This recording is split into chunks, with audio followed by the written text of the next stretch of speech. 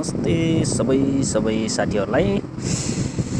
दर्शकहरू, आज म चाहिँ रोल्पा जिल्लाको परिवर्तन गाउँपालिका 1 नम्बर वडा कुरेलीमा छु। यहाँ एकजना हाम्रो फाजुले केबी खेती गर्नुभएको रहेछ। उहाँले यो केबी खेती गर्नुभएको त्यति धेरै समय भएको छैन, मात्र 3 वर्ष भएको छ। 3 वर्षको अन्तरालमा उहाँले चाहिँ अब यो केबी फल्न समेत सुरु गरिसकेको छ है।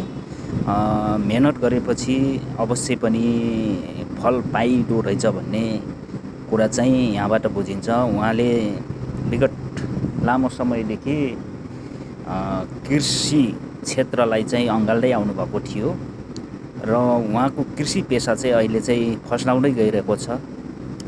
मलाई लाग्छ उहाँ फाजुले बडा मेहनत गर्नुहुन्छ।